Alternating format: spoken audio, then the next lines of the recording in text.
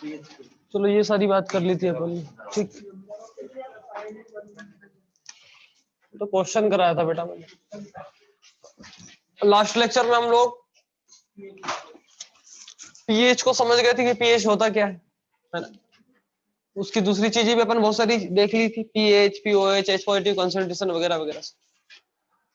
अब मैं सीधे आ रहा हूं कि अब हम लोग को कैलकुलेशन करना है। क्या करना है? पीएच के कैलकुलेशंस। तो पीएच कैलकुलेशंस पे आ रहे हैं, और ये जो आपका हेडिंग है वो है direct calculation of pH. PH के डायरेक्ट कैलकुलेशंस कैसे होते हैं ये हम लोगों को देखो। एग्जाम्पल के लिए पहले ध्यान दें, आयनिक इक्विलिब्रियम एक बहुत बड़ा चैप्टर है और इसमें कई तरीके से क्वेश्चंस पूछे जाते हैं, ठीक है। तो कई तरीके से जब क्वेश्चन पूछे जाते हैं तो हमारे लिए बहुत ज्यादा इंपॉर्टेंट हो जाता है कि हम लोग उस क्वेश्चन को पढ़ कैसे रहे हैं, और पढ़ने के बाद क्या ऑब्जर्व कर रहे हैं कि भैया इसको किस मेथड से सॉल्व करना है। बेसिक चीज एक ही है कि भैया आपको पीएच निकालना है तो एच पॉजिटिव का कंसंट्रेशन चाहिए, अगर आपको पीओएच निकालना है तो ओएच नेगेटिव का कंसंट्रेशन चाहिए। अब सवाल ये उठता है कि एच पॉजिटिव का कंसंट्रेशन उस सॉल्यूशन में कैसे निकल रहा है, या ओएच नेगेटिव आयन का कंसंट्रेशन उस सॉल्यूशन में कैसे निकल रहा है, ये मैटर करता है। बाकी पीएच निकालना है तो सीधी बात है, माइनस का लॉग एच पॉजिटिव, पीओएच निकालना है तो माइनस का लॉग ओएच नेगेटिव, खत्म हो गया। बट महत्वपूर्ण यह है कि वो एच पॉजिटिव कंसंट्रेशन या ओएच नेगेटिव कंसंट्रेशन निकल कैसे रही है, इसी के बेसिस पे पूरा चैप्टर चलेगा। अलग अलग सॉल्यूशंस आएंगे हमारे पास। अगर हो सकता है सीधा एसिड दे दिया जाए तो सीधा एसिड दे दिया तो आप एच पॉजिटिव कंसंट्रेशन सीधे सीधे निकाल सकते हो। लेकिन कुछ एसिड ऐसे होते हैं जो कंप्लीट डिसोसिएट नहीं होते, जिनको हम वीक एसिड की कैटेगरी में रखते हैं, वीक बेस की कैटेगरी में रखते हैं, तो वहां पे फिर एक नया टर्म आता है जिसको हम बोलते हैं degree of dissociation. Strong acid या स्ट्रॉन्ग बेस के लिए डिग्री ऑफ डिसोसिएशन मायने नहीं रखता, क्योंकि उसका अल्फा 100% होता है, alpha is equal to the 1। But weak acid या वीक बेस आ गए तो फिर उसका अल्फा जो होगा वो 1 से कम होगा। तो फिर वहां पे अगर मेरे को एच पॉजिटिव कंसंट्रेशन निकालनी है तो मेरे को अल्फा की रिक्वायरमेंट रहेगी। फिर आपके पास थोड़ा हम आगे जाएंगे तो फिर सॉल्ट हाइड्रोलाइसिस आएगा।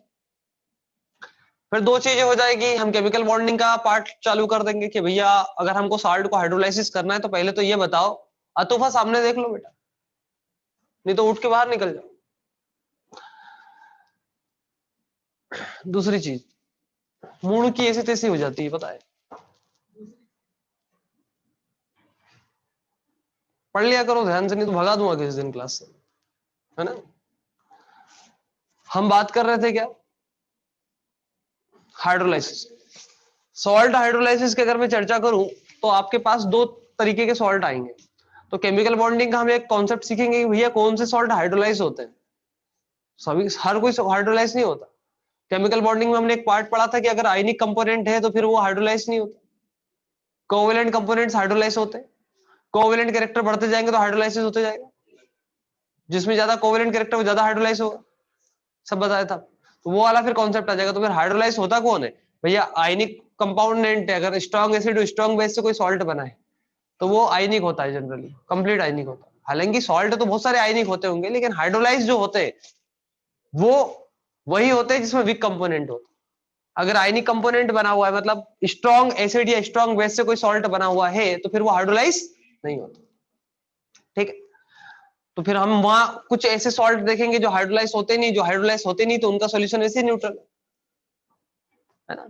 लेकिन कुछ ऐसे सॉल्ट होते हैं जो हाइड्रोलाइज होते हैं, तो फिर जो हाइड्रोलाइज होते हैं उसमें भी तीन टाइप के सॉल्ट होते हैं, strong acid weak base, weak acid strong base, weak acid weak base. ये तीन टाइप के सॉल्ट होते हैं जो कि हाइड्रोलाइज होते हैं। तो इन तीनों के पीएच हमको आगे जाके पढ़ना पड़ेगा। तो पीएच पढ़ना है तो फिर हमको क्या देखना पड़ेगा, एच पॉजिटिव कंसंट्रेशन। तो सॉल्ट के सॉल्यूशन में एच पॉजिटिव कंसंट्रेशन कैसे निकलेगी हमको सीखना पड़ेगा वहां पे। तो वहां पे फिर हम निकालने के लिए डिग्री ऑफ हाइड्रोलाइसिस वगैरह वाला पार्ट पढ़ेंगे। फिर थोड़ा आगे जाएंगे तो फिर आपके पास बफर सॉल्यूशन आएगा। बफर सॉल्यूशन की जब हम बात करते हैं तो बफर सॉल्यूशंस में क्या होता है, बफर सॉल्यूशन की जब सिंपल डेफिनेशन आप जब देंगे तो क्या देंगे, कोई वीक एसिड हो और उसका कॉन्जुगेट बेस हो, या वीक बेस हो या उसका कॉन्जुगेट एसिड हो। ये तो मैंने दो जो कि नॉर्मल बफर होते हैं वो मैंने बताए, और भी बफर हो सकते हैं। वेरी स्ट्रॉन्ग एसिड सॉल्यूशन, ये वेरी स्ट्रॉन्ग बेस हो जाए। या हम बात करें वीक एसिड वीक बेस का जो सॉल्ट होता है वो भी कभी कभी बफर प्रॉपर्टी शो करता है। तो सवाल ये उठता है कि बफर एक्चुअल है क्या? तो बफर ये होता है कि आप उसमें उसका जो पीएच है वो क्या है, फिक्स है। बफर क्या होता है, उसका पीएच क्या है, उसमें आप एसिड या बेस को ऐड करोगे तो उसके पीएच में ज्यादा चेंज, मतलब सिग्निफिकेंट चेंज नहीं होगा उसके पीएच। चेंज तो थोड़ा बहुत हो सकता है लेकिन सिग्निफिकेंट चेंज नहीं होता, तो उसको अपन क्या बोलते हैं, बफर सॉल्यूशन। मतलब बफर की प्रॉपर्टी ये होती है कि वो अपने पीएच को बना के रखता है, मेंटेन करके रखता है। तो इसमें अपन कई सारे बफर के टाइप्स पढ़ेंगे, तो वहां उसका भी पीएच निकालना है तो अल्टीमेटली हमको क्या निकालना पड़ेगा, एच पॉजिटिव कंसंट्रेशन नहीं निकालनी पड़ेगी। तो बफर में एच पॉजिटिव कंसंट्रेशन कैसे निकालते हैं, ये हमारा फिर एक उद्देश्य हो जाएगा। फिर थोड़ा हम आगे जाएंगे तो फिर हमारे पास आ जाएगा सोलिबिलिटी वाला पार्ट। बफर के बाद क्या जाएगा हमारा, सोलिबिलिटी वाला पार्ट। तो सोलिबिलिटी हम लोगों ने केमिकल इक्विलिब्रियम में पढ़ा है, फिजिकल इक्विलिब्रियम में, कि जब सोलिबिलिटी होती है तो सैचुरेटेड सॉल्यूशन एक क्या है, इक्विलिब्रियम सिस्टम, हाँ है ना। फॉरवर्ड प्रोसेस डाइल्यूशन डिसोल्यूशन, और बैकवर्ड प्रोसेस क्रिस्टलाइजेशन पढ़ाया था। Forward process dissolution, backward process crystallization, ये क्या था आपका, सोलिबिलिटी था। तो ये भी हम लोगों ने देखा था। तो वहां पे भी एक इक्विलिब्रियम बनता है, तो हम पढ़ क्या रहे, आयनिक इक्विलिब्रियम। आयनों के द्वारा जो इक्विलिब्रियम बनाया जा रहा है वो आयनिक इक्विलिब्रियम। तो वहां भी आयन से सोलिबिलिटी में भी, तो वहां पे भी हम लोगों को देखना पड़ेगा। फिर सोलिबिलिटी के साथ साथ हम वहां पे ये भी देखेंगे जो स्प्रेंगली सोल्यूबल सॉल्ट होते हैं, है ना, केएसपी निकालेंगे उनका। फिर उनकी सैचुरेटेड सॉल्यूशन सोलिबिलिटी निकालेंगे। साथ साथ में कॉमन आयन और ऑड आयन के इफेक्ट देखेंगे कि कॉमन आयन का क्या इफेक्ट पड़ता है, ऑड आयन का क्या इफेक्ट पड़ता है। फिर हम लोग टाइट्रेशन वाले पार्ट पे आएंगे, ठीक है। तो एक बड़ा चैप्टर है आयनिक इक्विलिब्रियम, लेकिन बेसिक पार्ट को पकड़ के रखोगे तो चैप्टर में बने रहोगे, नहीं तो चैप्टर बोरिंग तो नहीं लगेगा, उड़ेगा। हर दिन इंटरेस्ट आएगा लेकिन उड़ जाएगा, समझ में नहीं आएगा। तो इसलिए बेसिक आइडिया जो आपको सबसे शुरुआत में बताया वो important. Direct calculation of pH बड़ा इंपॉर्टेंट है, इसमें भी हम 3 से 4 तरीके की चीजें पढ़ने वाले। डायरेक्ट पीएच कैलकुलेशन में सबसे पहले जो हम लोग देखेंगे आज, कि अगर आपको सीधे एच पॉजिटिव कंसंट्रेशन या ओएच नेगेटिव कंसंट्रेशन आपको दे दी जाए तो आपको पीएच कैसे निकालना, पहला। दूसरा, अगर बाय चांस आपको स्ट्रॉन्ग एसिड और स्ट्रॉन्ग बेस का सॉल्यूशन हो तो उसका पीएच भी डायरेक्टली निकल जाता है, वो हम लोग देखेंगे। तीसरा इंपॉर्टेंट इसमें आता है वेरी डाइल्यूट सॉल्यूशन। अगर स्ट्रॉन्ग एसिड और स्ट्रॉन्ग बेस का सॉल्यूशन तो है लेकिन वो बहुत ज्यादा क्या है, डाइल्यूट, तो फिर उसका पीएच हम लोग कैसे कैलकुलेट करते हैं वो हम लोगों को देखना है। तो direct pH, direct calculation of pH में जो फर्स्ट हेडिंग आपकी आ जाने वाली है वो आने वाली है कि भैया एच पॉजिटिव और ओएच नेगेटिव कंसंट्रेशन आपको गिवन है और आपको क्या निकालना है, पीएच निकालना है। ये है if concentration of H positive, लिखना बंद करो बस देखो, if concentration of H positive are O H negative is given. अगर आपको एच पॉजिटिव और ओएच नेगेटिव कंसंट्रेशन अगर दी गई हो तो आपको पीएच कैसे निकालना है, ये डायरेक्ट कैलकुलेशन ऑफ पीएच में बताया जाता है। अब हमको तो पता है कि भैया अगर आपको एच पॉजिटिव और ओएच नेगेटिव का कंसंट्रेशन सीधे सीधे दिया है तो पीएच निकालने में परेशानी क्या है। हम तो जानते हैं कि पीएच बराबर क्या होता है, माइनस का लॉग एच पॉजिटिव, हाँ। और हम जानते हैं कि जो पीओएच बराबर होता है वो होता है माइनस का लॉग ओएच। क्लियर है। अब महत्वपूर्ण बात ये आ रही है कि अगर मैं आपको बोलूं कैलकुलेट, क्वेश्चन ध्यान देना, calculate pH of solution if solution having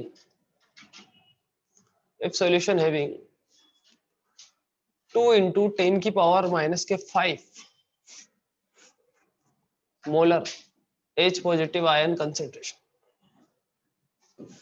तो आपको H पॉजिटिव कंसेंट्रेशन क्वेश्चन में क्या है, दी गई, तो आप सीधे सीधे लिख सकते हो, कोई बात नहीं। pH is equal to minus का लॉग H पॉजिटिव, बोलो हाँ, ये H पॉजिटिव कंसेंट्रेशन ही तो होती, तो pH बराबर हो जाएगा सॉल्यूशन का माइनस का लॉग, और H पॉजिटिव की जगह ये रख दूं, कितना ये 2 into 10 की पावर माइनस के 5। ये मैंने एक फंडा आपको सिखाया था, आज वापस से बता रहा हूँ। pH बराबर माइनस का लॉग आगे जाएगा तो ये तो हो जाएगा माइनस का लॉग 2, बोलो हाँ, प्लस ये मल्टीप्लाई का प्लस माइनस का लॉग 10 की पावर माइनस के 5। अब मुझे बताओ यहाँ pH बराबर हो जाएगा ये माइनस का log 2 प्लस ये कितना हो जाएगा आगे 5 और log 10 खत्म हो गया, तो pH बराबर क्या आया मेरे पास 5 माइनस का log 2, तो पीएच बराबर कितना आ गया 4.7। log 2 की वैल्यू कितनी होती है 0.3, तो आंसर कितना आ गया 4.7। सीधे आंसर आ गया। मैंने आपको ये वाला स्टेप सीधे लिखने का बोला है कि आप ये 3 स्टेप मत लिखा करो। जब भी ऐसी कोई क्वांटिटी आ जाए तो जो इसकी जो पावर है इसको आगे लिख दो 5, और ये लॉग वाले पार्ट करो लॉग, तो 5 माइनस लॉग 2 सीधे सीधे आ जाए। अब अगर बाय चांस आपका ऐसा क्वेश्चन आ जाए, मैं स्टार लगा रहा हूं यहाँ पे, आगे जब आज ही क्लास में जब अपन मिड लेक्चर में पहुंचेंगे तब मैं आपको रिकॉल कराऊंगा कि मैंने एक जगह स्टार लगाया था, आप ध्यान देना। यहाँ पे अगर मैं आपको बोलूं कैलकुलेट pH ऑफ सॉल्यूशन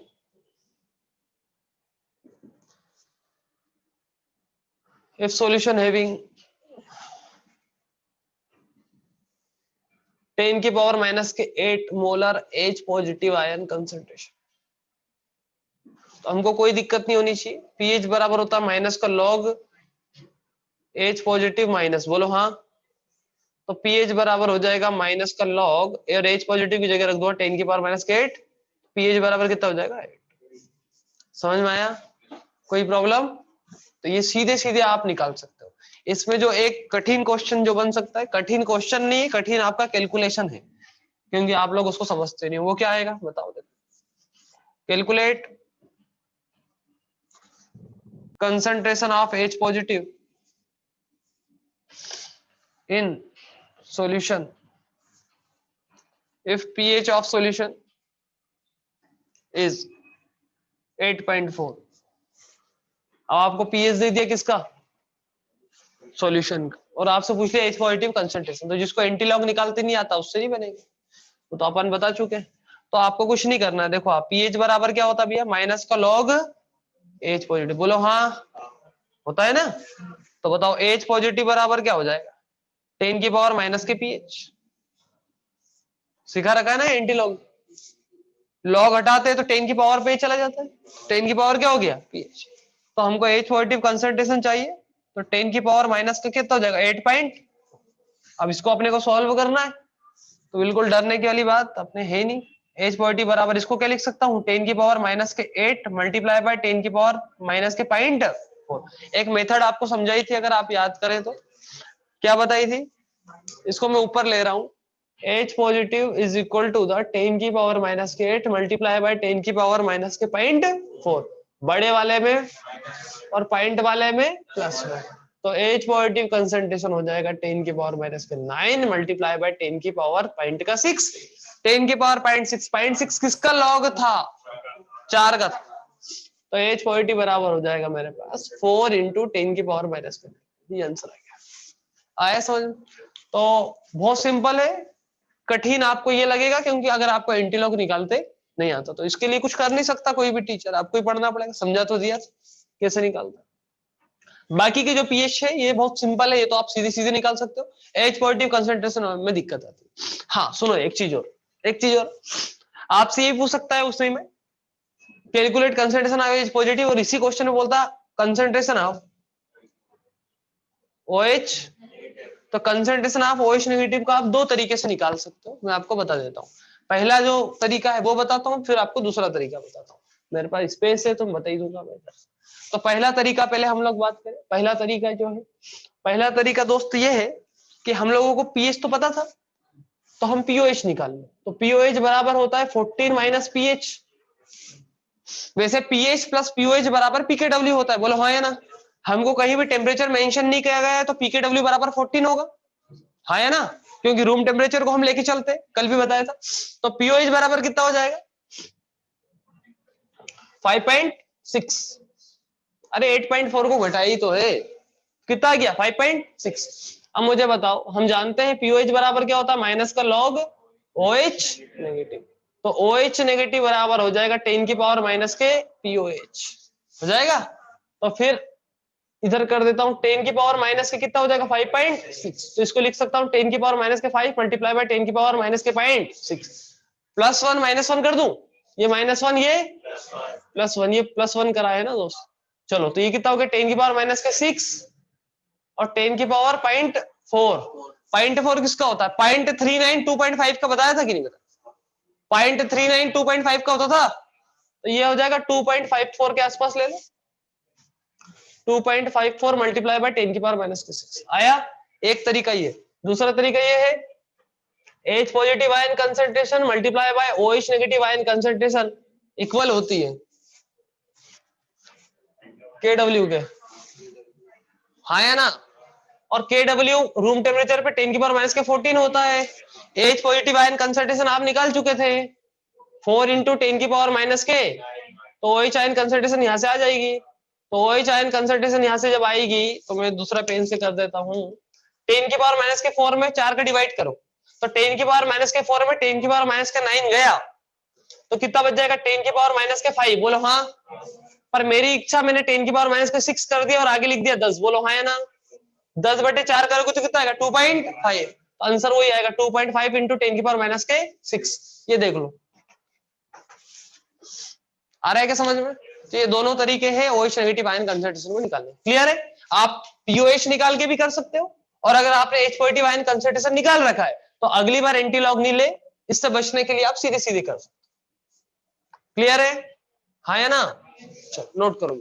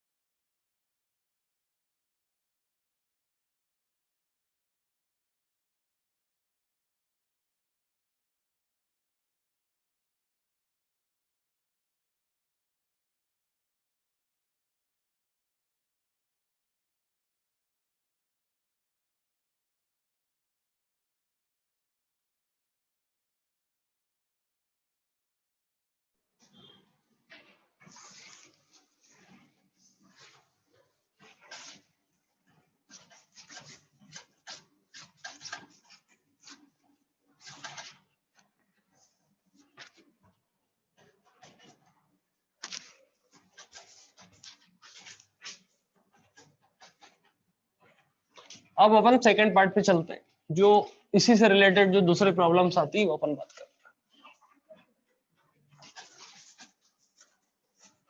ठीक है, तो इसमें कोई दिक्कत तो नहीं आएगी। आप अगर आपको कंसंट्रेशन आपको दी है तो आप आराम से निकाल सकते हैं। कई बार पता है बहुत सिंपल क्वेश्चन पूछते हैं वो, और उसके बाद भी नहीं बनता है। वो कैसे बनता है, और हम या तो बहुत लेट मेथड से जाते हैं तो टाइम लगा लेते हैं, वो आपको सीधे सीधे ही दे देगा, देखो इधर। और सॉल्यूशन कंसिस्ट 10 की पावर 2 इंटू 10 की पावर माइनस के 4 molar OH negative ion concentration. ठीक, कैलकुलेट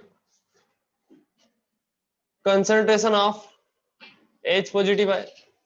ये पहला क्वेश्चन खत्म हो गया। अगर मैं इस क्वेश्चन को और अच्छा बनाऊं, ये तो एक जनरलाइज क्वेश्चन आता ही एग्जाम में, इस तरीके का आ सकता है। और एक दूसरा क्वेश्चन ये भी हो सकता है,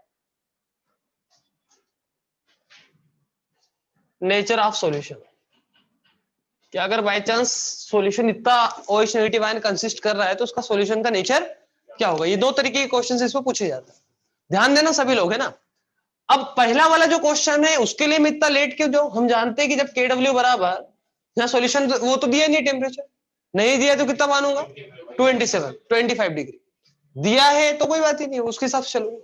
तो KW बराबर क्या होता है बताओ, मल्टीप्लाई बाय कंसंट्रेशन, बोलना जरूरी है। KW कितना होता है 10 की पावर माइनस के 14 room temperature. H positive ion concentration मुझे निकालना है, और OH नेगेटिव आयन। ठीक, अब इसको सॉल्व करना, तो देखो 10 की पावर माइनस के 14 डिवाइडेड बाय 2 इंटू 10 की पावर माइनस के 4, बोलो हाँ, हो गया। अब ये 2 ऊपर गया तो कितना हो गया, मतलब 1/2 है तो कितना हो गया 0.5। ठीक, तो इसको 5 बना लू और इसको 10 की पावर माइनस के 15 कर लू, बोलो हाँ, और अपॉन 10 की पावर माइनस के 4। तो ये आगे बढ़ के क्या हो जाएगा 5 इंटू 10 की पावर माइनस के 11, क्या आ गई है H प्लस आयन आगे समझ। अब अगर आपको नेचर ऑफ सॉल्यूशन निकालना है तो आपको pH निकालना जरूरी है, बोलो। तो आप सीधे सीधे pOH निकाल लो पहले तो pOH बराबर कितना होता है, माइनस का लॉग OH नेगेटिव, माइनस का लॉग OH नेगेटिव आयन की कंसंट्रेशन दे रखी 2 इंटू 10 की पावर माइनस के। जब भी ऐसा है तो मैंने बोला था 4 आगे लिखो, पावर को इधर लिया, log 2, बोलो हाँ या ना। तो आंसर कितना आया 3 ज्यादा उत्सुकता में लगा मत देना, pOH आया है। pH बराबर होता है 14 माइनस pOH, तो 14 माइनस 3.7, आंसर कितना आएगा 10.3। बहुत सारे 11.3 कर देते हैं, मैं बता रहा हूँ जितनी गलती होती है, सिली मिस्टेक नहीं करना है ना। 10 में से 3.7 गए तो कितना 10. कितना आ गया pH, तो 7 से ऊपर है काफी, कैसा होगा, आ रहा है क्या समझ। तो बड़े आसानी से इस तरीके से निकाल सकते। ये दो तरीके के क्वेश्चंस बनते हैं, डायरेक्ट कंसंट्रेशन। एक क्वेश्चन को और अच्छा बनाने के लिए क्या बोलेगा, एक टमाटर का जूस है ना, उसका pH 4.6 से H पॉजिटिव आयन कंसंट्रेशन निकालो। तुम्हारे ब्लड का pH 7.4 है, H पॉजिटिव आयन कंसंट्रेशन निकालो, निकाल सकते हो। अब ब्लड का निकालते चलो। अब ब्लड का pH आपको दे रखे, कितना दे रखा है 7. आपसे H पॉजिटिव आयन कंसंट्रेशन पूछा तो 10 की पावर माइनस के 7.4, बोलो हाँ। ठीक, तो ये हो जाएगा 10 की पावर माइनस के 7 मल्टीप्लाई बाय 10 की पावर माइनस के 0.4, यहाँ -1 यहाँ +1, तो ये हो गया 10 की पावर माइनस के 8 मल्टीप्लाई 10 की पावर 0.6, 10 की पावर 0.6 कितना, तो 4 इंटू 10 की पावर माइनस के 8, बोलो हाँ। आंसर है, क्लियर है। तो इस तरीके के क्वेश्चन आते हैं, अब आगे चलेंगे हम, नोट करो इसको। अच्छा एक चीज और, आप लोगों को पता चला कि CBSE का एग्जाम का कुछ डेट कितना क्या है, 4 मई बताया है। तो ये समझ लो कि पूरा मई जाएगा एग्जाम में, पूरा मई जाएगा एग्जाम में, 6-7 पेपर होते हैं जो भी, तो पूरा मई जाएगा। तो जून तक एग्जाम होगी, फिर रिजल्ट आएगा। रिजल्ट आए नहीं आए, नीट एग्जाम के बाद हो जाएगी, है ना। ऐसा जरूरी थोड़ी ना होता कि रिजल्ट नहीं आया तो एग्जाम नहीं, फॉर्म तो बहुत पहले भरा जाता है। ये भी नहीं पता होता कि वो आदमी 12वीं में भी है कि नहीं, कई बार 10वीं 11वीं वाले भी एग्जाम देते 12वीं बोल।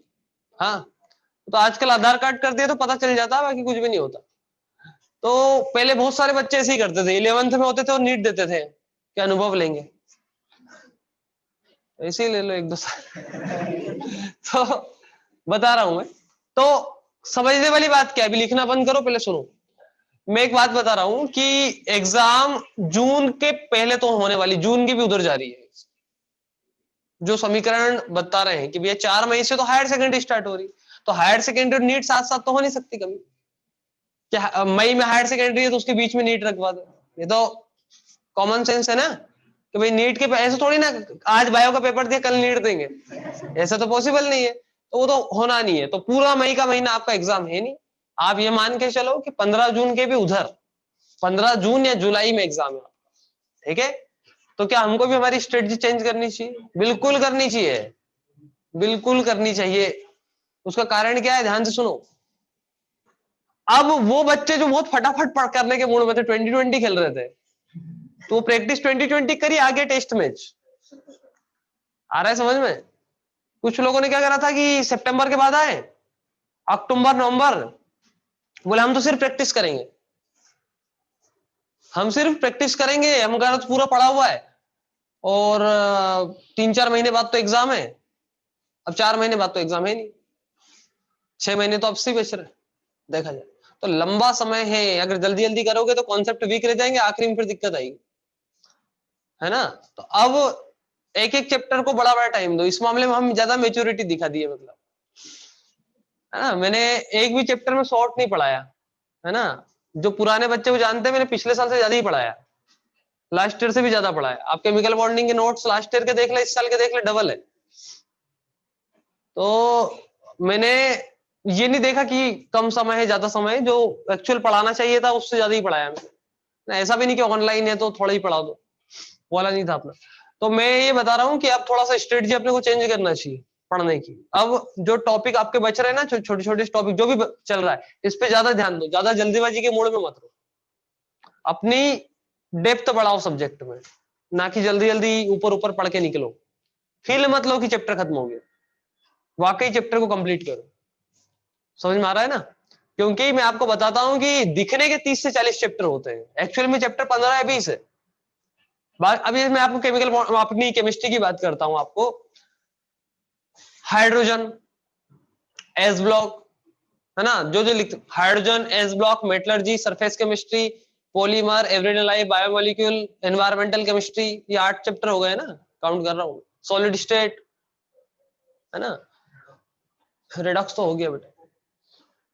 मतलब मैं आपको बताऊं, ये जो चैप्टर्स है मैंने जो अभी आपको काउंट करा है, मेटलर्जी हो गया, डी ब्लॉक, सरफेस हो, तो डी और ए ब्लॉक कितने चैप्टर थे? 9। ये 8 से 9 चैप्टर किसी का मतलब कि नहीं, 1 महीने में कंप्लीट हो जाएंगे। 20 दिन चाहिए मेरे को बस। समझ में आया कि नहीं आया? ये बड़े चैप्टर्स अब चल रहे, जो अभी तुम्हारे हो गए ना जितने चैप्टर, बहुत बड़े बड़े चैप्टर्स। केमिकल बॉन्डिंग में आपने कम से कम 60 to 70% इनऑर्गेनिक पढ़ी। अभी तुमको पी ब्लॉक पढ़ाऊंगा ना, तुम बिल्कुल हंसते हंसते चल जाओगे उसको, बोले तो बहुत आसान। रेडॉक्स और केमिकल बॉन्डिंग पढ़ने के बाद पी ब्लॉक तुम खुद भी पढ़ोगे, तुम खुद भी समझ जाओगे, सब पढ़ा दिया हमने। तो चैप्टर बड़े आसान है, लेकिन अब उन लोगों की गड़बड़ हो जाती है जो, अरे केमिकल बॉन्डिंग ही तो है, अभी तो पी ब्लॉक भी पढ़ना, इतनी सारी केमिस्ट्री, ये वो, और वो उड़ उड़ के चले गए, आखिरी में कॉन्सेप्ट आते नहीं, पी ब्लॉक भी रट लिया, केमिकल बॉन्डिंग भी रट ली, और आखिरी में एग्जाम में कुछ भी नहीं करके। या ऐसे बच्चे जिनके 300, 350, 400 नंबर थे, हाँ भाई तुम्हारे 550 प्लस है, 550 प्लस है, तो बिल्कुल सेल्फ स्टडी करो, कोई दिक्कत नहीं। टीचर्स के ऊपर ज्यादा निर्भरता नहीं दिखाते हुए, क्लास में नहीं दिखा। अब मैं उसको ये बताऊंगा तो ऑब्वियसली बात है वो बोर ही होगा, उसको तो आता ही ऑलरेडी। ठीक है, तू सेल्फ स्टडी कर, टीचर से पूछ, सब कर। पर 550 में भी डिपेंड करता है कि तुम्हारे उस सब्जेक्ट में कितने नंबर थे। 550 है, बायो में 350 है, फिजिक्स में 150 है, और केमिस्ट्री में 50 लेके बैठे हैं, तो फिर केमिस्ट्री तो वीक ही रह जाएगी ना, तो कितनी अच्छा पढ़ ले, है ना। तो ये डिपेंड करता है अपना। तो मैक्सिमम जो फर्स्ट ड्रॉपर है उनको तो कोई मतलब ही नहीं, वो तो नॉर्मल नॉर्मल चल ही रहे हैं, जो पढ़ा रहे हैं वो भी पढ़ना है उनको, क्योंकि उनको दूसरा आता भी नहीं तो क्या पढ़े। जो सेकंड ड्रॉप, थर्ड ड्रॉप, जो मल्टी ड्रॉपर्स है अपने, एमडी कर रहे हैं, एमडी मतलब मल्टी ड्रॉप, तो जो मल्टी ड्रॉपर्स है उनको ये समझने की जरूरत है कि अगर यहाँ पे गलती करोगे तो आखिरी में एग्जाम में भुगतना पड़ेगा बहुत बुरा। समय ज्यादा है तो अच्छे से टाइम दो हर एक चैप्टर को। ऐसा मत सोचो कि ये तो हमको आता है, नहीं आता हमको, हम उस पर पूरे अच्छे डेप्थ से काम करो, बिना घबराए हुए अच्छे अच्छे से पढ़ो। तो ड्रॉप लगने के साथ साथ पैर हिलाने की आदत बढ़ जाती है, पढ़ते हैं तो ऐसे आते नहीं, क्यों ऐसा होता है? उसका कारण है हम संतुलित नहीं है, मतलब अंदर जल्दबाजी, पोटेंशियल एनर्जी बढ़ी हुई है हमारी, घबरा रहे हैं हम बहुत ज्यादा। तो अब थोड़ा फोकस करो कि टाइम बहुत है, घबराने की बिल्कुल भी आवश्यकता नहीं है। तो अब जो चैप्टर्स अपने जो चल रहे हैं इनको बहुत अच्छे धीरे धीरे कंप्लीट करो, जो बैकअप बचा है उसमें भी घबराने की आवश्यकता नहीं। जैसे आप, मैंने आपको दो प्ले लिस्ट दे दी आपको कि भैया ये आपको कंप्लीट करना है, और मान लो अब उसमें भी आपको प्रेशर आ रहा है कि सर ये भी करना होता है हमको, वो भी, तो आराम से करो ना, किसने मना कर। डेली के 2 लेक्चर देखो एक्स्ट्रा, बस तो महीने भर में तो हो ही जाएगा। मतलब लोड प्रेशर, बिना प्रेशर के पढ़ाई करनी है अपने को। घबराते हुए पढ़ोगे तो फिर चैप्टर वीक रह जाएंगे, अभी बता रहा हूँ। समझ में आ रहा है ना? तो बड़े आसानी से, बहुत अच्छा समय है अपने पास, तो जल्दबाजी बिल्कुल अपन भी नहीं करेंगे, तुम भी नहीं करेंगे। एग्जाम के 2 महीने पहले आपका कोर्स खत्म हो जाएगा। अब वो 2 महीने कौन से, अगर सितंबर में एग्जाम होगी तो उसके 2 महीने, जुलाई में एग्जाम होगी तो उसके 2 महीने, अप्रैल में एग्जाम होगी तो उसके 2 महीने, डिपेंड करें। समझ में आया कि नहीं? लेकिन अभी जो स्थिति बन रही है वो स्थिति जनवरी, जून एंड या जुलाई फर्स्ट वीक पे जा रही है। ठीक है? तो मेरा जो प्लान है वो, वैसे भी मेरा जो प्लान अब बन रहा है कि अब मैं तुम्हारा कोर्स कब खत्म करूं, तो मैं आपका कोर्स अप्रैल में खत्म करा दूं। तो अपने पास जनवरी, फरवरी, मार्च और अप्रैल 4 महीने, तो 4 महीने में अपन बहुत अच्छे से पढ़ सकते हैं, बहुत अच्छा टाइम है अपने पास। ठीक है? तो घबराने की बिल्कुल भी आवश्यकता नहीं है। जितना ज्यादा टारगेट दिया जा रहा है, जो जो किया जा रहा है वो आप लोग करते जाओ, है ना? इतना कंप्लीट हो गया आपका, नोट करो जल्दी से, आगे बढ़े।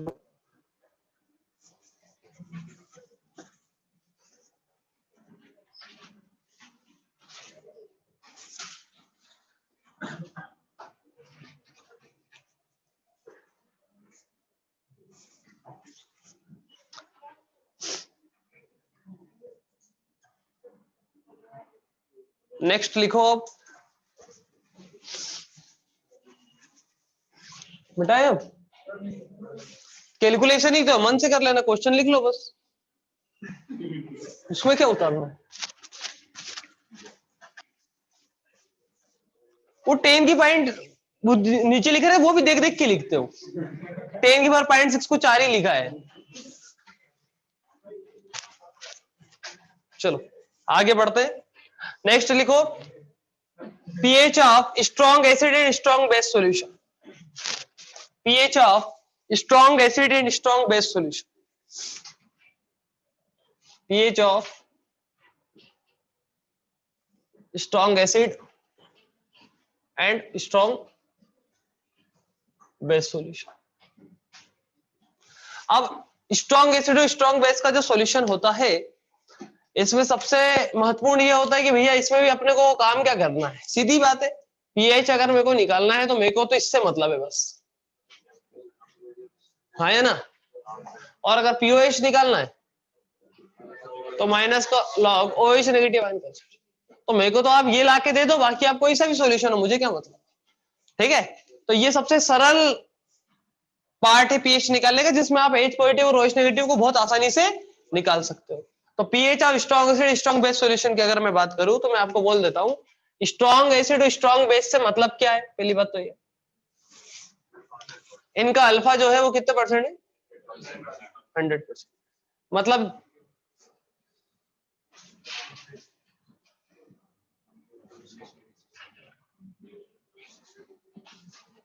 इन सॉल्यूशन, ठीक है, एक सॉल्यूशन में कंप्लीटली क्या हो जाते हैं, डिसोसिएट हो जाते हैं।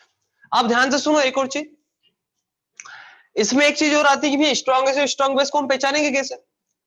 तो 5 एसिड और बेस होते हैं जिनको आपको याद करना होता है कि ये स्ट्रॉन्ग है और ये वीक है। तो पहले हम लोग स्ट्रॉन्ग एसिड की बात कर लेते हैं।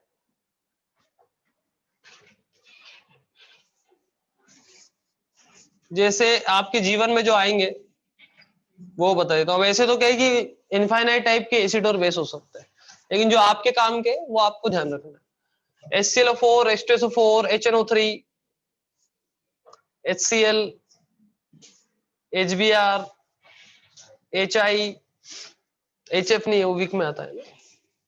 HClO4, H2SO4, HNO3, HCl, HBr, HI। और अपन बात करें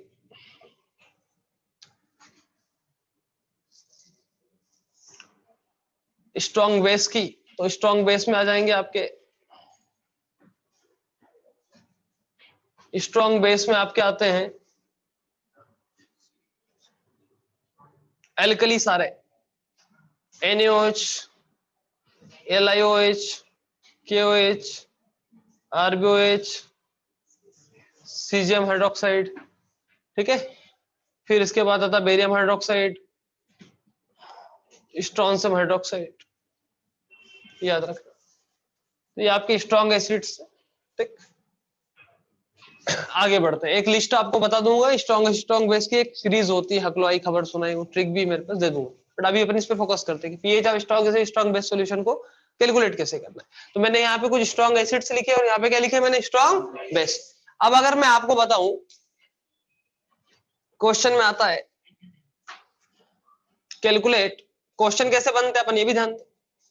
कैलकुलेट पीएच ऑफ 10 की पावर माइनस के 3 मोलर HCl सॉल्यूशन, एक ही क्वेश्चन है। दूसरा क्वेश्चन आ सकता है कैलकुलेट पीएच ऑफ 10 की पावर माइनस के 3 मोलर H2SO4 सॉल्यूशन, ये भी आ सकता है। अब ध्यान से समझना कि यहाँ जो गड़बड़ होती है वो ध्यान रखना कि हम लोगों को पीएच निकालने के लिए जरूरत बेटा किसकी, concentration of H positive ion की, बोलो हाँ या ना, कंसंट्रेशन ऑफ, तो याद रखना concentration of H positive is equal to the normality of acid. जो एसिड की नॉर्मेलिटी होती है वो बराबर होती है कंसंट्रेशन ऑफ H पॉजिटिव। तो कंसंट्रेशन ऑफ H पॉजिटिव निकालने के लिए हमको क्या देखना चाहिए, नॉर्मेलिटी ऑफ एसिड। और नॉर्मेलिटी ऑफ एसिड आप जानते हैं कैसे निकाल सकते हैं, अगर आपको मोलरिटी दिया हो तो वैलेंसी फैक्टर का मल्टीप्लाई करना होता है। वैलेंसी फैक्टर्स आपको रिडॉक्स में सारे पढ़ा दिए गए, सारे एसिड्स के, बोलो हाँ या ना, हाँ ही बोलना है ना। चलो अब पहला वाला देखते हैं अपन, किसका देखते हैं, पहला वाला क्वेश्चन। ये पहला क्वेश्चन था, ये दूसरा क्वेश्चन है। पहले वाले क्वेश्चन की बात करूं मैं HCl के लिए, ठीक है। तो HCl के लिए जो H पॉजिटिव आयन का कंसंट्रेशन हो जाएगा वो कितना हो जाएगा, देखो ध्यान से, 10 की पावर माइनस के 3 multiply by valence factor of HCl is 1, बोलो हाँ।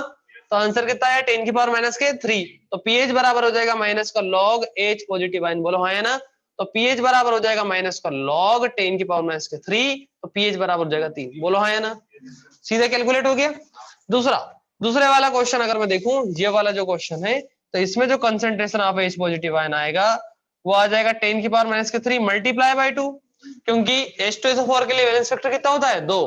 तो नॉर्मेलिटी ऑफ एसिड यही होगी कि वो बोलो है molarity of acid multiply by valency factor of acid, कितना आया ये, 2 इंटू 10 की पावर माइनस के 3। तो पीएच बराबर हो जाएगा माइनस का लॉग 2 इंटू 10 की पावर माइनस के 3, तो यह जाएगा 3 माइनस लॉग 2, तो आंसर आ जाएगा pH is equal to the 2 point. आया कि नहीं आया, आ गया। चलो बना नोट।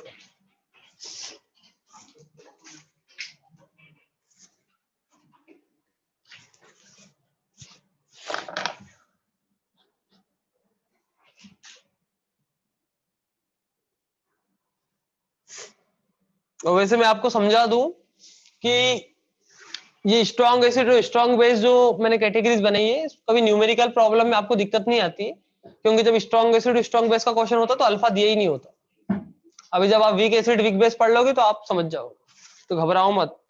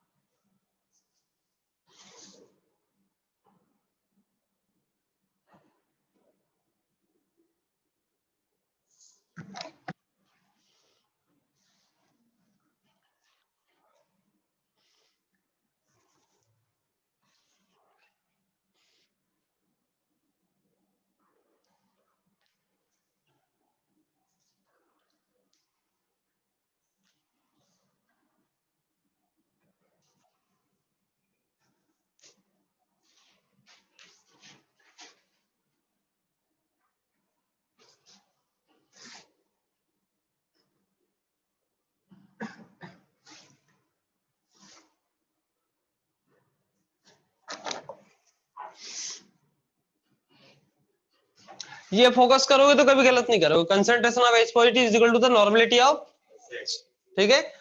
एसिड की जो नॉर्मेलिटी होती है वही क्या होती है, कंसंट्रेशन ऑफ H पोजीशन।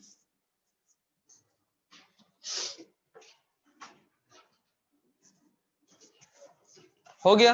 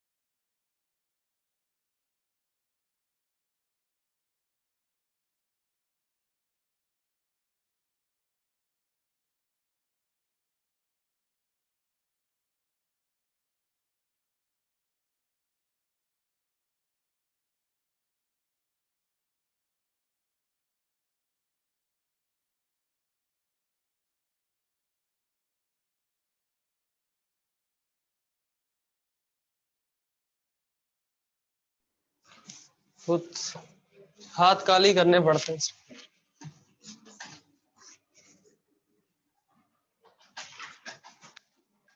चलो बढ़े आगे।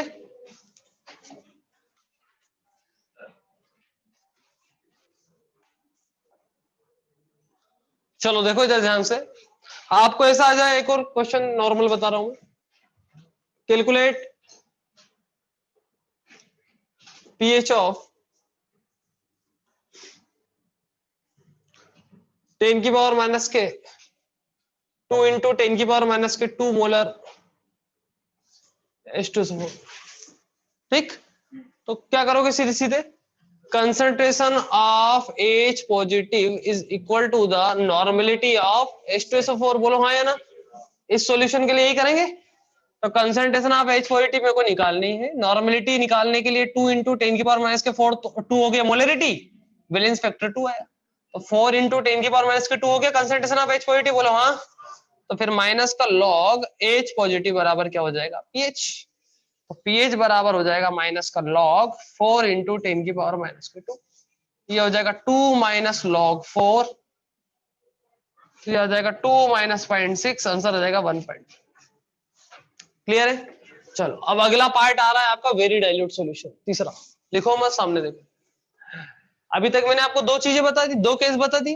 क्या पढ़ रहे हैं अपन, direct pH calculation. Direct pH calculation में पहला मैंने आपको बताया सीधे सीधे वैल्यू दे दी हो, दूसरा मैंने स्ट्रॉन्ग एसिड का दे दिया, स्ट्रॉन्ग बेस का दे देता हूं, फिर वेरी डाइल्यूट पे जाते हैं।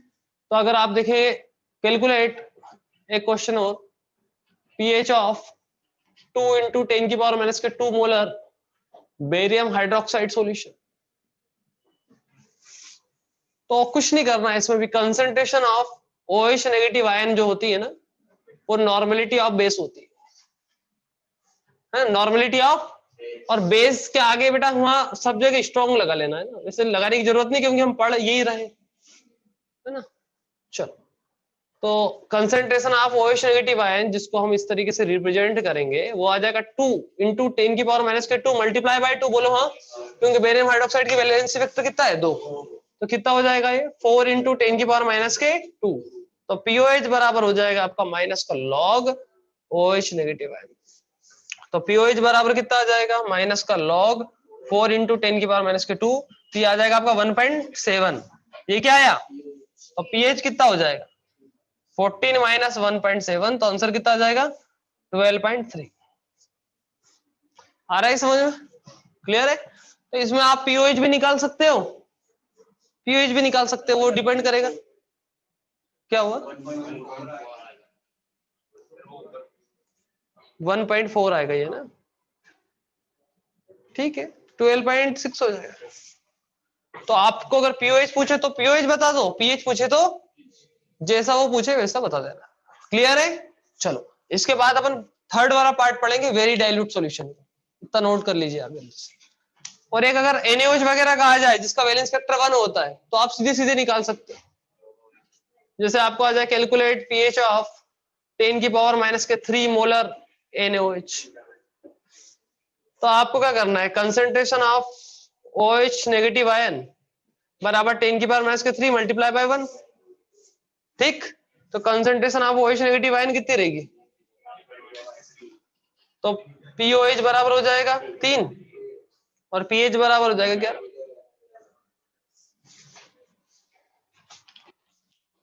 ऐसे क्वेश्चन एक जमाने में पूछे जाते थे बहुत पहले, अब बंद हो गए ऐसे, क्योंकि आयनिक से बेसिकली एक ही क्वेश्चन आता है, एक या दो, तो या तो बफर या सोलिबिलिटी प्रोडक्ट से पूछते हैं वो, और एक क्वेश्चन आता है वीक एसिड वाले फार्मूले से, ये साल्ट हाइड्रोलाइसिस, और कई बार सिर्फ थ्योरेटिकल पूछ लेते हैं, इसलिए थ्योरेटिकल कमांड भी होना बहुत जरूरी है इस चैप्टर में।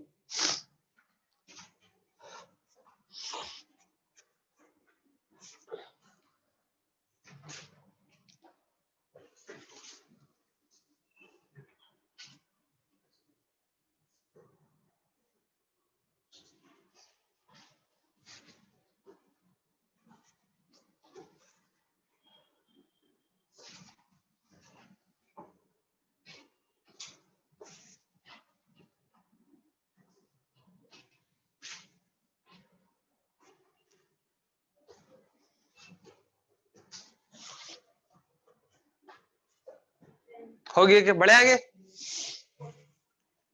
चलो क्या हुआ, नहीं हुआ क्या, क्यों हंसे, कुछ स्पेशल हो तो बताओ, हम भी हंस ले नए साल में हैं। फिर क्या क्या किया तुमने नए साल में बताओ, चलो सबसे पूछेंगे, तुमने क्या किया हैं, पढ़ाई की, पीयूष तुमने क्या किया, पढ़ाई की, ये रंजन ने क्या किया, हमारा नया साल तो अभी है नहीं, ऐसा कुछ स्टेट डाला था तुमने शायद,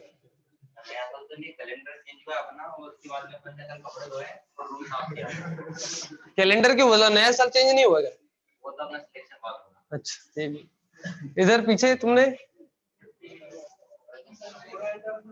सो रहे थे, इधर पीछे वो तुम दोनों तो कुछ किया होगा बेटा, अलग लग रहे हो तुम दोनों। इधर तुम लोगों ने क्या किया, कुछ स्पेशल किया, पढ़ाई करते रहे, ऑनलाइन में किसी ने कुछ किया स्पेशल, बताना, ऐसे तो बहुत कुछ करते ही रहते हो, स्पेशल क्या किया ये बता।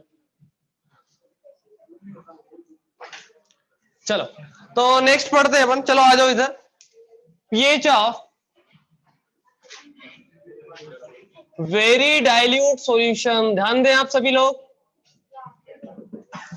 PH of very dilute solution, तो pH of very dilute solution को पढ़ने से पहले हम पहले ये समझे कि इस टाइप का कैटेगरी बना क्यों, pH of very dilute solution को बनाने के का जो कैटेगरी बनाया अपन ने, ये कैटेगरी फॉर्म क्यों हुई, पहले इस पे बात करें, सभी लोग सामने देखना तो ही चीजें समझ में आएगी। मुझे ये बताइए कि अगर मैं आपको बोलता हूं कि HCl सॉल्यूशन, ध्यान देना सभी लोग, क्या बोल रहा हूं मैं, तो बेटा HCl सॉल्यूशन अगर मैं बात कर रहा हूं तो इसमें दो पार्ट है, सोल्यूट के स्थान पर HCl है और सॉल्वेंट के स्थान पे वाटर है, बोलो हाँ या ना। तो HCl सॉल्यूशन अगर मैं नाम ले रहा हूं तो सॉल्वेंट के फॉर्म में कौन है, वाटर, और सोल्यूट के फॉर्म में कौन है, HCl। अब आप ध्यान से समझना कि जब हम HCl सॉल्यूशन की बात करते हैं तो H पॉजिटिव आयन, हम तो बात बताओ, हमको पीएच से मतलब होता है ना, पीएच का मतलब क्या होता है, कंसंट्रेशन ऑफ H पॉजिटिव, वो कहीं से भी आए। हमने थोड़े समय पहले अभी एक चीज पढ़ी थी कि हमको तो ये भी नहीं पता था कि वो एसिड है बेस है, हमको तो वो बस H पॉजिटिव कंसंट्रेशन देता था और हम पीएच निकाल लेते थे, बोलो हाँ यार। तो कंसंट्रेशन ऑफ H पॉजिटिव मायने रखती है हमारे लिए, हमको पीएच निकालने की, आपका सॉल्यूशन क्या है हम नहीं जानते, आप हमको H पॉजिटिव आयन कंसंट्रेशन लाके दे दो, हम उसका पीएच बता दें। लेकिन दिक्कत ये है कि जब मैं HCl सॉल्यूशन की बात करता हूं या किसी भी सॉल्यूशन की बात करता हूं तो हम ये क्यों भूल जाते हैं कि वाटर भी तो 10 की पावर माइनस के 7 H पॉजिटिव आयन देता है, बोलो हाँ, और HCl ने भी दिए होंगे, बोलो हाँ या ना, दिए होंगे ना। अब जैसे जब मैं बात करता हूं, ध्यान देना आप लोग सभी, जब मैं HCl का HCl जो होता है HCl, अगर मैं इसकी मोलरिटी 10 की पावर माइनस के 6 ले लूं, कितनी ले लूं? HCl की मोलरिटी कितनी ली मैंने? 10 की पावर माइनस के 6। सामने देखें सभी लोग, 10 की पावर माइनस के 6 ले रही मैंने HCl की मोलरिटी। तो बताओ इसके थ्रू जो H पॉजिटिव आएंगे वो कितने होंगे? 10 की पावर माइनस के 6 होंगे। बोलो हाँ। चलो ठीक है। अब अगर मेरी इच्छा होगी कि मैं 10 की पावर माइनस के 5 ले लूं, तो मैं 10 की पावर माइनस के 5 ले लूंगा। बोलो हाँ या ना। तो ये दोनों सॉल्यूशंस के पीएच मैं आपको बताऊंगा, और एक और सॉल्यूशन लूंगा मैं। एक ले लेता हूं 10 की पावर माइनस के 7, कितना ले लेता हूं? तो अब इससे कितने आएंगे? इसके भी कितने आएंगे? इसका तो कांस्टेंट है। बोलो हाँ या ना। मान रहे हो ना इस चीज? तो मैं पहले वाले सॉल्यूशन का पीएच निकालता हूं, तो भैया इन दोनों को प्लस करूंगा। बोलो हाँ या ना। तो जब मैं total H positive ion concentration निकालूंगा तो वो हो जाएगी 10 की पावर माइनस के 6 प्लस 10 की पावर माइनस के 7। बोलो हाँ या ना। मैं इसकी बात कर रहा हूं बेटा ना, पहले वाले। तो H पॉजिटिव आयन कंसंट्रेशन अगर मैं निकालूं, अब इसका मल्टीप्लाई कैसे करते, ध्यान देना, सुनो ध्यान से। इसमें जो बड़ा वाला होता ना, माइनस में जो बड़ा है उसको बाहर निकाल लो, कॉमन ले। तो कॉमन ले लिया तो 10 की पावर माइनस के 7 कॉमन ले लिया। कॉमन लेने के बाद एक रूल होता है कि अगर वो किसी पार्ट में कॉमन नहीं है तो उसको क्या कर देते हैं? डिवाइड कर देते हैं। हाँ है ना। तो 10 की पावर माइनस के 7 कॉमन लिया तो यहाँ तो 1 बचा। ऑनलाइन में दिख रहा है, मैं इधर लिख देता हूं, अब दिख रहा है, हाँ प्लस। और 10 की पावर माइनस के 6 में 10 की पावर माइनस के 7 कॉमन लूंगा तो डिवाइड कर दो 10 की पावर माइनस के 7। जब 10 की पावर माइनस के 6 में 10 की पावर माइनस 7 का डिवाइड करता हूं तो ऊपर 10 बचता, ये 10 हो जाएगा। बोलो हाँ। तो H positive ion concentration total कितना बना? 10 की पावर माइनस के 7 मल्टीप्लाई बाय 11। बोलो हाँ। अब तुमने पीएच निकाला तो ये हो जाएगा 7 माइनस लॉग 11। बोलो हाँ। ठीक है। लॉग 11 की वैल्यू कितनी होती है? 1.04। 12 की होती थी 1.08 होता था ना। तो पीएच बराबर हो जाएगा 1.04 को आप 6 में करोगे तो आ जाएगा 5.96। बोलो हाँ। तो ये 5.96 को मैं 6 भी लिख दूंगा तो कोई दिक्कत?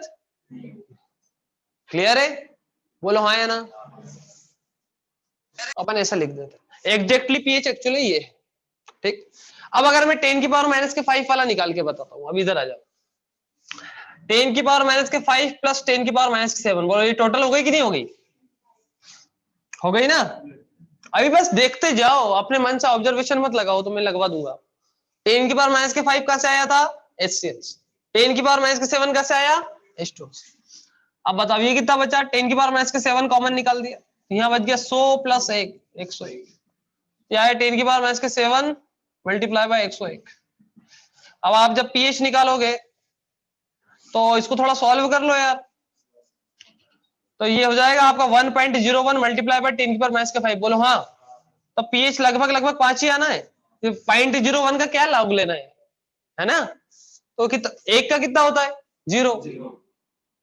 1.1 का कितना होता है? 0.03।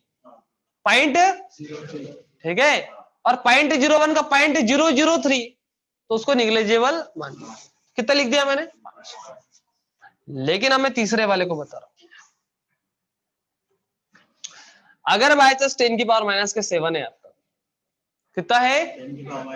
10 की पावर माइनस के, और जब इसमें मैं 10 की पावर माइनस के 7 को प्लस करता हूं तो ये हो जाता है 2 इंटू 10 की पावर माइनस के 7। बोलो हाँ या ना। तो इसका जो पीएच होता है वो होता है माइनस का लॉग H पॉजिटिव कंसंट्रेशन, तो माइनस का लॉग 2 इंटू 10 की पावर माइनस 7। बोलो हाँ। तो पीएच होता है 6.7। बोलो अगर आप इसको ऐड नहीं करते तो कितना आता? 7। तो आप न्यूट्रल बोल देते फिर HCl, जबकि HCl तो एसिड है। बोलो हाँ या ना। तो अगर बाय चांस 10 की पावर माइनस के 7 मोलर HCl सॉल्यूशन होता, कितना होता? 10 की पावर माइनस के 7 मोलर HCl होता, और आप सीधे HCl का पीएच निकालते तो कितना था? 7। और आप सॉल्यूशन को क्या बोल देते? न्यूट्रल। जबकि वो न्यूट्रल तो होता नहीं, क्योंकि वाटर से भी तो 10 की पावर माइनस के 7 आता है। जब इन दोनों को जोड़ोगे तो एग्जैक्ट पीएच कितना आएगा? 6 पॉइंट। आ रहा है समझ? अब अगर मैं आपको एक और सॉल्यूशन बताया था, 10 की पावर माइनस के 8 अगर HCl चाहता, HCl कितना था? 10 की पावर माइनस के 8, और वाटर कितना था? 10 की पावर माइनस के 7 अगर होता। अब 10 की पावर माइनस के 7 अगर आप कॉमन निकालते ना, अब 10 की पावर माइनस के 7 को कॉमन मत निकालो, मैंने हमें क्या बोला, बड़े वाला को कॉमन निकालो, तो -8 को कॉमन निकालो, बड़ा मतलब माइनस में बड़ा है ना, अरे जो ऊपर बड़ी पावर माइनस की 8 दिख रही है तो उसको बाहर निकालो, यहाँ बचा 1 + 10, बोलो हाँ, तो 11 × 10 की पावर माइनस के 8 हो गया कि नहीं, इसका पीएच निकालोगे आएगा तो 6.96, कितना आएगा 6.96। अब मजेदार बात क्या है बताए, अब आप अगर 10 की पावर माइनस के 8 का डायरेक्टली पीएच निकालते तो 8 आता, तुम तो बेस बना देते उसको। समझ में आ रहा है कि नहीं आ रहा? तो समझने वाली बात क्या थी, इसलिए हम लोगों ने क्या करा कि अगर 10 की पावर माइनस के 6 से कम है, 10 की पावर माइनस के 6 या 6 से, तो हम सीधे पीएच निकाल देते, बोलो हाँ, जैसा भी निकालते आ रहे थे डायरेक्टली पीएच। अगर कंसंट्रेशन ऑफ स्ट्रॉन्ग एसिड और strong base, normality of strong acid और स्ट्रॉन्ग बेस 10 की पावर माइनस के 6 से कम है, 10 की पावर माइनस के 6 से कम है मतलब -7 है, -8 है, माइनस में पावर है तो कम होगी ना, तो -7 है, -8 है, अगर ऐसी है तो उसको हम वेरी डाइल्यूट सॉल्यूशन बोलते हैं। क्या बोलते हैं? Very dilute solution. और ऑब्वियसली बात है, इतना कम पीएच, इतना कम कंसंट्रेशन है उसका, है ना, तो इनको अपन क्या बोलते हैं? Very dilute solution. और वेरी डाइल्यूट सॉल्यूशन का पीएच निकालते जब है तो उसमें हम वाटर के H पॉजिटिव को भी ऐड करते हैं। तो फिर पहले क्यों नहीं करते थे? पहले इसलिए नहीं करते थे क्योंकि जो वाटर का H पॉजिटिव कंसंट्रेशन है वो 10 की पावर माइनस के 7 है। जैसे हम यहाँ पे अपन बात करें 10 की पावर माइनस के 5 और 10 की पावर माइनस के 7, तो इसमें ये 10 की पावर माइनस के 7 10 की पावर माइनस के 5 की तुलना में निग्लेजिबल है, सिग्निफिकेंट नहीं है, तो आप इसको निग्लेजिबल मान सकते हैं। लेकिन अगर एसिड या बेस वेरी डाइल्यूट सॉल्यूशन की कैटेगरी में आ रहा है, उसकी नॉर्मलिटी 10 की पावर माइनस के 6 -7 -8 -9 इस कैटेगरी की है, तो तब आप वाटर के द्वारा जो H पॉजिटिव आयन कंसंट्रेशन आता है या वाटर के थ्रू जो OH नेगेटिव आयन कंसंट्रेशन आता है, आप उसको निग्लिजिबल नहीं मान सकते। समझ में आया?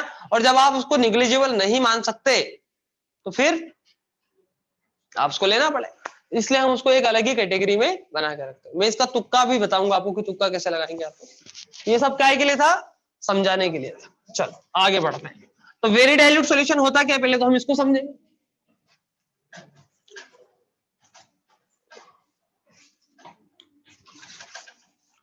अब हम पहले वेरी डाइल्यूट सॉल्यूशन को पढ़ते हैं। क्या है वेरी डाइल्यूट सॉल्यूशन की पहचान? तो यहाँ पे लिखना आइडेंटिफिकेशन। क्या पढ़ रहे हैं हम लोग? आइडेंटिफिकेशन। आइडेंटिफिकेशन क्या है? पहला, normality of acid is less than -6 10 की पावर माइनस के 6, मतलब अगर 10 की पावर माइनस के 7 हो, है ना, मैं तो कह रहा हूं सबसे बेस्ट बात आपको बता रहा हूं, 10 की पावर माइनस के 6 को भी लिया करो आप। तो अगर नॉर्मलिटी आप ऐसे 10 की पावर माइनस के 6 है, -7 है, -8 है ना, तो आप हमेशा क्या करो, वाटर के H पॉजिटिव आयन की जो कंसंट्रेशन है उसको निग्लिजिबल नहीं मानो, आप उसको भी क्या करो, ऐड करो। आ रहा है क्या समझ में? चलो अच्छी बात है। इसी प्रकार से अगर मैं बेस के लिए बताऊं तो क्या होगा, नॉर्मलिटी ऑफ बेस कम हो किससे? 10 की पावर माइनस के 6, मतलब कितनी हो, -6 हो, -7 हो, -8 हो, -9 हो। जब ऐसी कंडीशन आ जाए, ये आइडेंटिफिकेशन कर लिया अपन ने, बोलो हाँ या ना। और आइडेंटिफिकेशन जब अपन ने कर लिया तो अब अगर हम पीएच निकालेंगे तो कैसे निकालेंगे उसको मैं आपको बताने जा रहा हूं, ध्यान दें।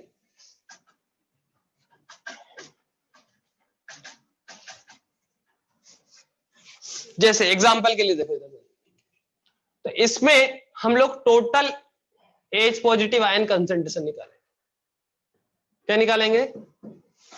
Total H positive ion. तो जो total H positive ion concentration इसकी होगी वो क्या होगी, concentration of H positive by acid plus concentration of H positive by, है ना। ये भी मैं आपको बता रहा हूँ कि ये भी एक जुगाड़ मेथड है जो मैं आपको बता रहा हूँ। एक्चुअली में इसमें सही तरीके से अगर इसका कैलकुलेशन करें तो एग्जैक्ट वैल्यू तो खैर जो मैं कर रहा हूँ उसके आसपास ही आएगी, पर वो उसमें फिर आपकी वो लगेगी क्वाड्रेटिक इक्वेशन, तो मैं वहां ले जाना नहीं चाहता क्योंकि जरूरत भी नहीं पड़ती न्यूमेरिकल पोर्शन में आपके लिए।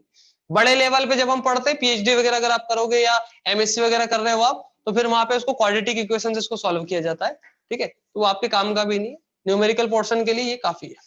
तो concentration of H positive by acid क्या होती है बताओ? Normality of plus concentration of H positive by water कितना होता है बता दो यार? 10 की पावर माइनस के, बस इसको बोलेंगे H पॉजिटिव आयन टोटल। समझ में आया क्या? तो इस तरीके से आप इसका पीएच निकालोगे, और जब आप इसका पीएच निकालोगे तो लिखोगे माइनस का लॉग H पॉजिटिव टोटल बराबर क्या आ जाएगा? पीएच। आ रहा है क्या समझ में? एक क्वेश्चन करा दूं? चलो क्वेश्चन आया एग्जाम में, कैलकुलेट पीएच ऑफ 10 की पावर माइनस के 7 molar HCl solution. Option number ए ध्यान दो 7, बी आ जाएगा आपका 6.7, सी आ जाएगा 7.3, डी आ जाएगा 8। अब आप मुझे बताइए आप मुझे बताओ, -7 था, आदमी तो फटाफट 7 लगा देगा। तो आपको समझना पड़ेगा -7 है मतलब ये किस कैटेगरी में? वेरी डाइल्यूट सॉल्यूशन के कैटेगरी में। और जब ये वेरी डाइल्यूट सॉल्यूशन की कैटेगरी में है तो फिर हम लोग क्या करेंगे? 10 की पावर माइनस के 7 प्लस ये नॉर्मेलिटी ऑफ एसिड आ गई। सर ये तो मोलरिटी है, अरे उसको बार बार मत करना बच्चों इस सर्किट, ठीक है? उसका वैलेंस फैक्टर कितना है? 1, और 10 की पावर माइनस के 7 को मैं प्लस कर दूंगा तो आ जाएगा 2 इंटू 10 की पावर माइनस के 7। बोलो हाँ। तो माइनस का लॉग 2 इंटू 10 की पावर माइनस के 7 क्या हो जाएगा? पीएच। तो पीएच बराबर कितना हो जाएगा? 6.6। ये आंसर हो जाएगा। आ रहा है क्या समझ में? क्लियर है? और देखो जरा,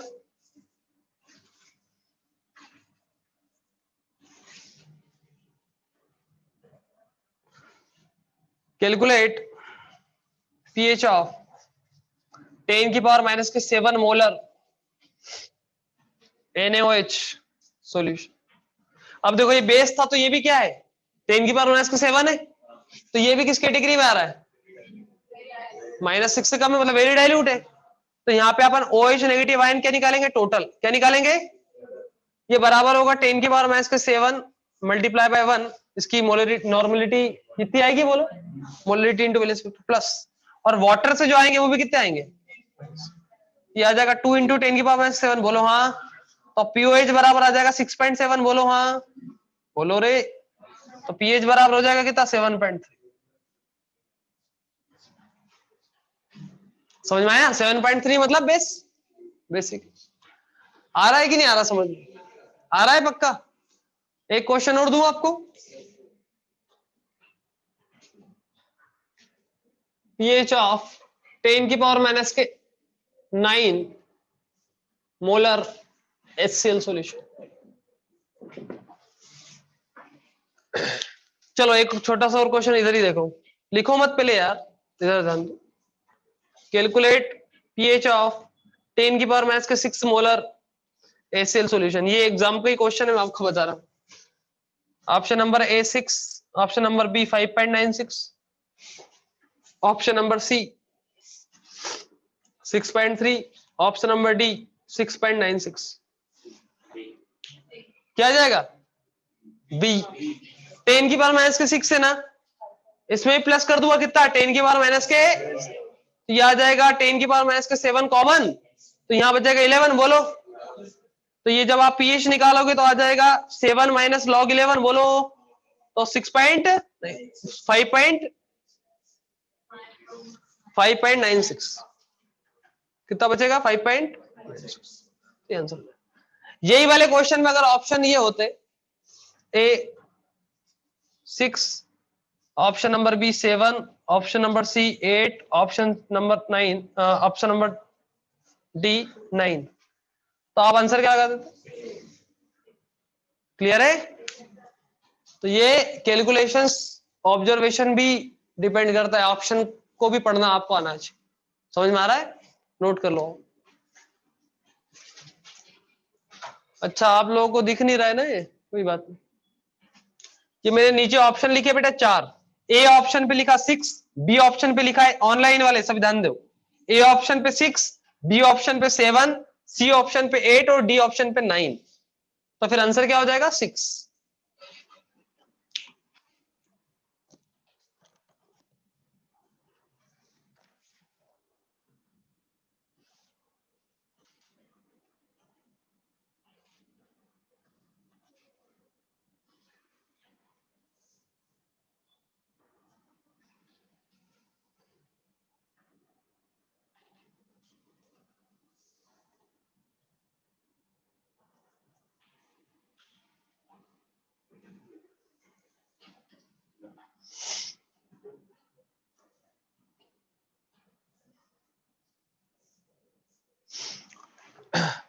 ये 10 की पावर माइनस का 6 वाला केस जब आए तो ये ऑप्शन में आपको थोड़ा सा ध्यान में रखेंगे। आप समझ में आ रहा है ना? अगर 5.96 आंसर इसका करेक्टली अपन निकाल लिए, अगर नहीं है तो फिर 6 आंसर चलिए। ठीक है, बढ़े आगे।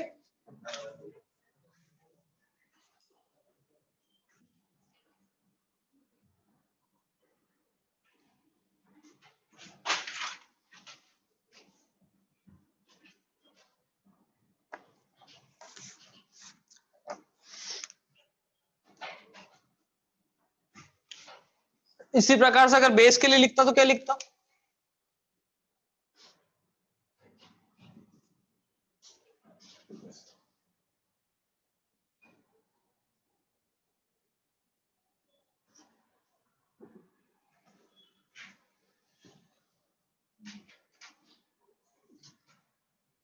ठीक, ये रेट से लिख रहा हूं, ध्यान देना, बेस के लिए।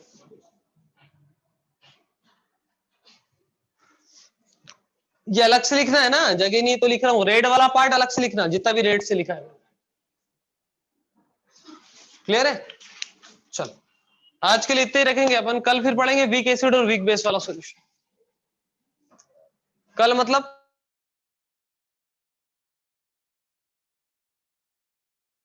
हाँ, सभी लोग सुन लो, अगर कल क्लास होगी तो मैं आपको इन्फॉर्म करवा दूंगा। वैसे एनसीईआरटी क्लास तो नहीं बोला मैंने, एस ब्लॉक की क्लास जरूर बोली थी, है ना? तो अगर कल क्लास होती है तो मैं आपको इन्फॉर्म करा दूंगा जिस टाइम पे होगी। हो सकता है मॉर्निंग में क्लास रहे आपकी 8-9 बजे। ठीक है, जब भी रहेगी उठना और पढ़ना। बढ़िया, एक काम करो, स्क्रीनशॉट ले लो बेटा जल्दी से, हिंदी का लेक्चर है।